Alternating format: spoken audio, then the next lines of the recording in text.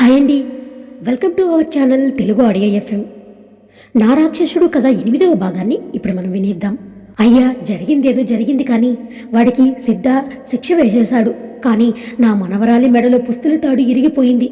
నా సిద్ధాకి ఏమి కీడు రాకుండా ఏదైనా ఉపాయం చెప్పండి దొరా అంది అవ్వ. కావాలని అలా చెప్పింది. దొర కాసేపు ఆలోచించి, దీనికి ఒక మార్గం ఉంది.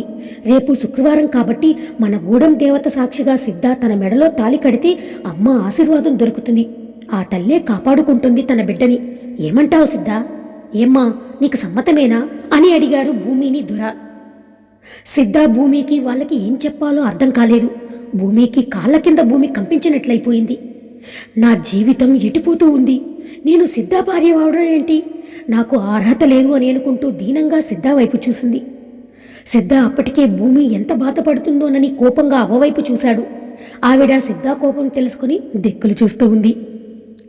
సిద్ధ దొర అని అభ్యంతరం చెప్పబోతూ ఉంటే అవ్వ తన ప్లాన్ ఎక్కడ చెడగొడతాడోనని ముందుగానే, మీరు చెప్పింది చాలా మంచిగుంది దొర, అట్టాగే చేసేయండి. వాడికి ఎవరున్నారు? నేను ఏ పని చేయలేను, మీరే దగ్గరుండి చేసేయండి. ఆ పెళ్ళేదో సచ్చి మీ కడుపున పుడతాను అని ఎందవ్వ. అంత పెద్ద మాట ఎందుకు పెద్దమ్మా? నాకు కూడా సిద్ధ పెళ్లి చూడాలని కోరిక ఉండేది. వీడు ఆ అమ్మని చేసుకొచ్చాడని నా ఆశ తీరలేదనుకున్నా. ఇప్పుడు అది తీరిపోద్దిలే అని అన్నాడు దొర. సిద్ధ, నువ్వేం బాధపడకు, అంతా మేం చూసుకుంటాము అన్నారు మిగిలిన వాళ్ళు కూడా. ఇక సిద్ధాకి మాట్లాడే ఛాన్స్ లేకుండా పోయింది. భూమి వైపు గిల్టీతో చూశాడు, క్షమించు అన్నట్లు. భూమికి తన పరిస్థితి చూసి ఏం చేయాలో అర్థం కాక కన్నీళ్లు పెట్టుకుంది. సిద్ధ భూమికి దగ్గరగా జరిగి, బుల్లెమ్మ ఏడవకు, నీకు నచ్చని పని నేను ఎప్పుడూ చేయను, నన్ను నమ్ము అని అన్నాడు. భూమి అవ్వ చేతిలో బాబుని తీసుకుని వెళ్ళిపోయింది ఇంటికి. ఇంటికి వెళ్ళిన భూమి నేరుగా గదిలోకి వెళ్ళి మంచం మీద కూర్చుని బాబు పాలు కోసం ఏడుస్తూ ఉంటే ఒడిలో వేసుకుని పాలు పట్టించి పక్కన పడుకోబెట్టి తను కూడా పడుకుంది. భూమి వెనుకనే వచ్చాడు, కానీ లోపలికి వెళ్ళడానికి భయం వేసింది.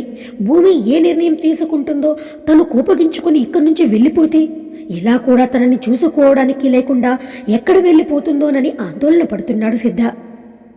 ఏదోలో భూమి కోపం పోగొట్టి తనకు నచ్చిందే చేయాలని భూమి దగ్గరికి వచ్చాడు సిద్ధ. భూమి అప్పటికే ఏడుస్తూ ఉంది. తన వల్లే భూమి ఏడుస్తుందని బాధగా, బుల్లెమ్మ ఏడవకు, నాకు తెలుసు నీకు నేను ఎందులోనూ తగను, నాకు ఆ అర్హత కూడా లేదు బుల్లెమ్మ. నీకు నచ్చని పని జరగదు. ఎవరేమన్నా నిన్ను బాధ పెట్టే పని నేను కలలో కూడా చేయను. ఏడవకు బుల్లెమ్మ, నువ్వు ఏడుస్తూ ఉంటే నాకు ఏదోలా ఉంది అని అన్నాడు. భూమి కళ్ళనీళ్లు తుడుచుకుంటూ లేచి కూర్చొని, సిద్ధ, నువ్వు కాదు, నేను నీకు తగను. నాకే నీ చెయ్యి పట్టుకునే అర్హత లేదనిది. నీలాంటి మంచివాడికి మంచి మనసున్న అమ్మాయి భార్యగా వస్తుంది, కానీ నాలాంటిది నీ పక్కన ఉండకూడదు సిద్ధ. ఆదరించి ఆశ్రయం ఇచ్చావు. ఆ రుణమే నేను ఈ జన్మకు తీర్చుకోగలనో లేదో, ఇంకా ఎక్కువ ఆశిస్తే నా అంత కృతజ్ఞరాలు మరొకరు ఉండరు సిద్ధ అని అంది. సిద్ధ కోపంగా, ఇంకా ఆపుతావా బుల్లెమ్మ? నిన్ను నువ్వు చులకన చేసుకుంటే నేను ఊరుకొని చెప్తున్నా. రుణాలు అంటూ పెద్ద పెద్ద మాటలు అనకు. నేను నిన్ను నా మనిషి, నా బాధ్యత అనుకున్నా. అందుకే నీకు తోడుగా ఉన్నాను. నాకు ఈ లోకంలో నీకంటే ఎవరూ ఎక్కువ కాదు. నీ తర్వాతనే నాకు ఎవరైనా. నా పక్కన ఉండడానికి నీకు మాత్రమే అర్హత ఉంటుంది.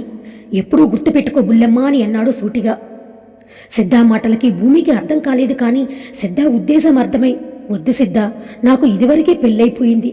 ఎవరో బిడ్డకు తండ్రిని అనుకుని మంచి మనసు నీకున్నా నేను నా స్వార్థం కోసం నీ మంచితనాన్ని దుర్వినియోగం చేసుకోలేను అనేది. సిద్ధ భూమి ముందు మోకాళ్ళ మీద కూర్చుని భూమి చేతిని పట్టుకుని, నీ గురించి నాకు తెలుసు బుల్లెమ్మ, కానీ నీకు మాట ఇస్తాను. ఎప్పుడూ నీకు నీడలా నీకు తోడుంటాను. బాబుకు తండ్రి ప్రేమ దూరం అవ్వనివ్వను. వాడు ఎప్పుడూ నా బిడ్డగానే ఉంటాడు. నిన్ను నీ ఇష్టం లేకుండా వేలిని కూడా తాకను. కేవలం నీకు జీవితాంతం ఒక మంచి తోడుగా మాత్రం ఉండనివ్వు బుల్లెమ్మ. ఇంకా జన్మలో నిన్ను ఏమీ అడగను. నా మీద నమ్మకం ఉంటే సరే అను, లేదంటే నేనే పెద్దయ్యతో నిజం చెప్పి నిన్ను ఇక్కడ ఉండడానికి ఒప్పిస్తాను అని అన్నాడు రిక్వెస్ట్గా. భూమి సిద్ధ అభిమానాన్ని తోసిపుచ్చుకోలేక, అలాగా అని తన భర్తగా యాక్సెప్ట్ చేయలేక నలిగిపోతుంది. కానీ సిద్ధ మీద ఉన్న నమ్మకంతో అతనిక కాదంటే ఎక్కడ తనని నేను నమ్మలేదని బాధపడతాడోనని చాలాసేపు సతమతమై, సరే నీ ఇష్టమని అంది మెల్లగా. అంతసేపు భూమి చేతులు పట్టుకుని ఏం చెప్తుందానని టెన్షన్ పడ్డ సిద్ధ భూమి ఓకే అనడంతో ప్రపంచాన్ని జయించినంత ఆనందం కలిగింది. నవ్వుతూ, నా బుల్లెమ్మ మనసు నాకు తెలుసు, థ్యాంక్స్ బుల్లెమ్మ, నన్ను నమ్మినందుకు. నీ నమ్మకాన్ని ఎప్పటికీ వమ్ము కానివ్వను అంటూ లేచి ఆనందంగా ఆ విషయం వరంకి చెప్పడానికి ఫోన్ చేస్తూ బయటికి వెళ్ళిపోయాడు. అప్పటి వరకు తప్పు చేశానా అని అనుకున్న భూమికి సిద్ధ కళ్ళల్లో కనబడిన ఆనందాన్ని చూశాక ఒప్పుకొని మంచే చేశాను అని అనుకుంది. బాబుని చూస్తూ, నేను నీకు మంచి తండ్రిని తోడు ఇస్తున్నానురా, అది చాలు నాకు అని అనుకుని అలసటతో బాబు పక్కన పడుకుని నిద్రపోతూ ఉంది. ఇక శుక్రవారం రోజు అమ్మవారి సాక్షిగా భూమి మెడలో తాళి కట్టాడు సిద్ధ. ఆ పెళ్లి చూడడానికి వరం అప్పటికప్పుడు వచ్చేసింది ఊరికి. భూమి సంతోషంగా లేకపోయినా బాధపడడం లేదు.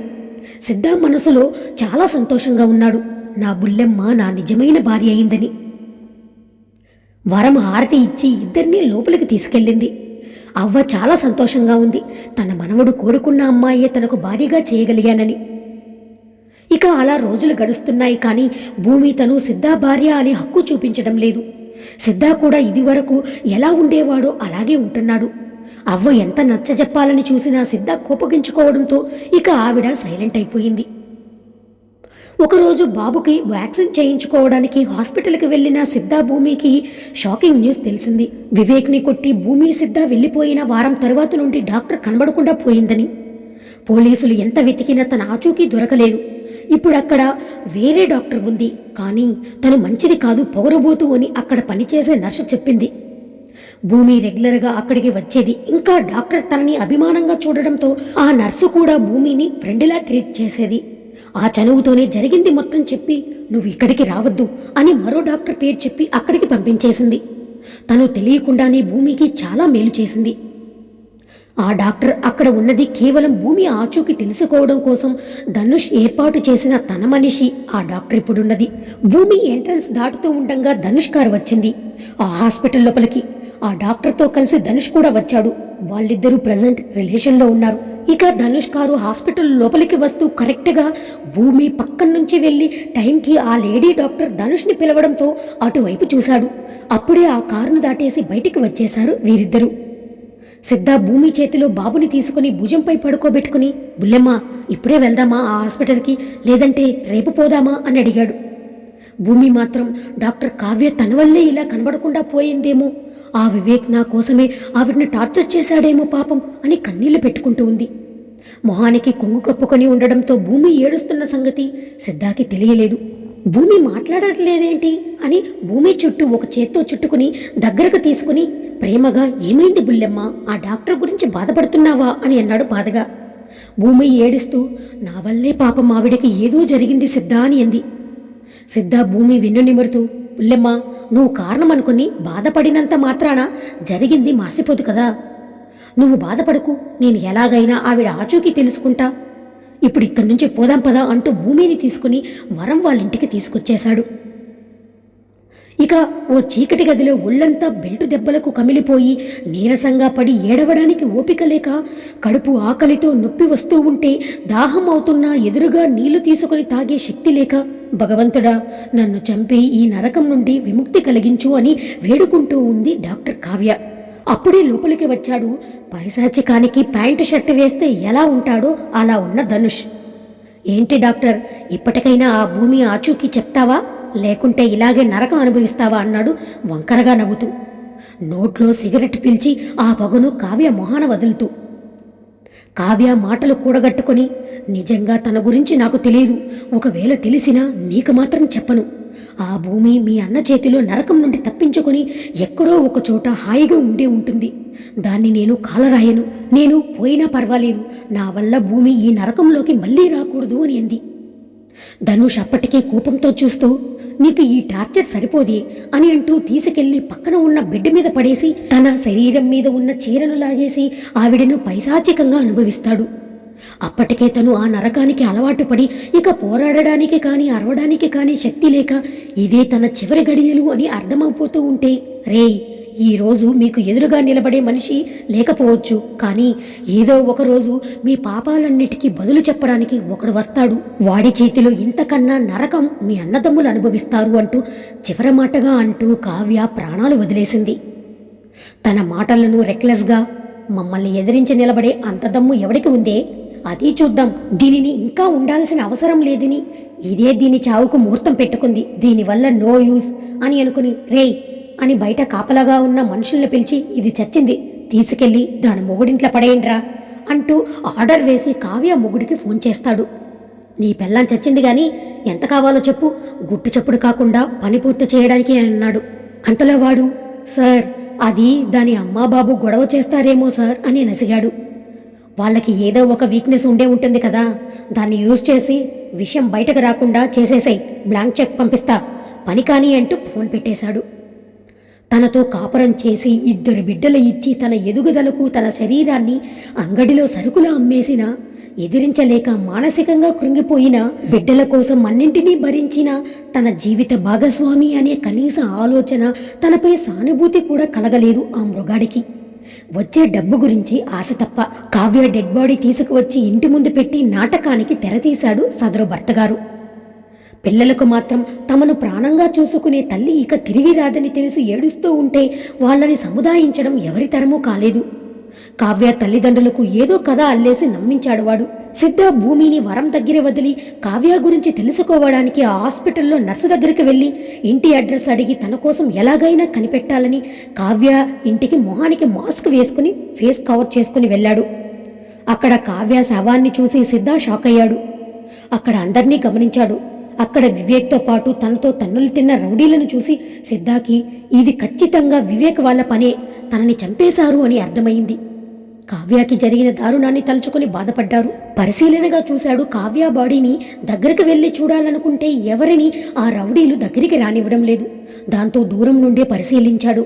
మొహం మాత్రమే కనబడుతుంది బాక్సులో పెట్టడం వల్ల, పైగా పూలమాలలతో కప్పేశారు బాడీ కనబడకుండా. కావ్య మొహం పైన చాలా చేతివేళ్లు గుర్తులున్నాయి. హింసించి చంపారని బాగా అర్థమవుతుంది. కావ్య భర్తని గమనించాడు. వాడి నటన స్పష్టంగా తెలుస్తూ ఉంది.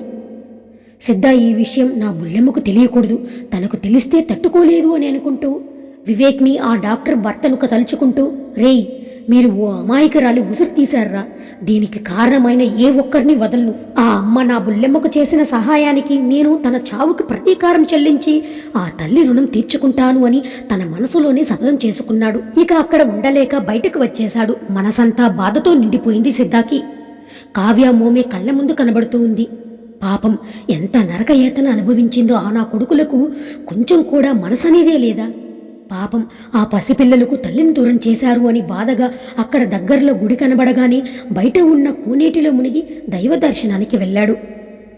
భగవంతుని ముందు నిలబడి కళ్ళు మూసుకొని స్వామి నా బుల్లెమ్మకు నా బిడ్డకు ఏ ఆపద కలగకుండా చూడు. నా బుల్లెమ్మకు సహాయం చేసిందనే కారణంతో ఓ అమాయకురాలి ప్రాణం తీశారు. వారికి తగిన గుణపాఠం ఇప్పటికిప్పుడు చెప్పాలని ఉంది, కానీ వాళ్ళ ధనబలం ముందు నేను ఇప్పుడే ఏం చేయలేను. కానీ వారికి మాత్రం నా చేతిలోనే చావు మాత్రం ఖాయం. ఆ సమయంలో ధర్మం వైపు నిలబడి సహాయం చెయ్యి, అదే నేను నిన్ను కోరుకునేది అంటూ కళ్ళు తెరచి దేవుడికి దండం పెట్టుకుంటూ ఉంటే ఓ పాప తన తండ్రి ఎత్తుకుని ఉంటే గంట మోగిస్తుంది. సిద్ధా కోసం గుమ్మం వైపే పదే పదే చూస్తూ ఉంది భూమి. ఎంతసేపైనా సిద్ధ రాకపోవడంతో కంగారుగా ఉంది తనకి. వరాన్ని ఇప్పటికీ ఓ 20 సార్లు అడుగుంటుంది సిద్ధ ఎక్కడికి వెళ్ళి ఉంటాడా అని. వరం నవ్వుతూ ఏం భూమి, మా అన్నను చూడకుండా గంటసేపు కూడా ఉండలేకున్నావే అంటూ ఆట పట్టించింది వరం. భూమి చిరుకోపంగా చూసి అదేమీ లేదు అని అంది. ఎందుకు లేదు, అయినా ఎదురు చూస్తే తప్పేంటి? భూమి తను నీ భర్త, ఆ మాత్రం ప్రేమ ఉండాలి, లేకపోతే ఆ బంధానికి అర్థమేముంటుంది అని అంది వరం. భూమి వరం మాటలకు ఏం సమాధానం చెప్పకుండా సైలెంట్ అయిపోయింది. వరం భూమి పక్కన కూర్చొని భూమి నీకు నేను చెప్పే అంత చదువు నా దగ్గర లేదు, కానీ ఓ విషయం చెప్తా, తప్పుగా అనుకోకు అని అంది. భూమి ఏంటి అన్నట్టు చూసింది.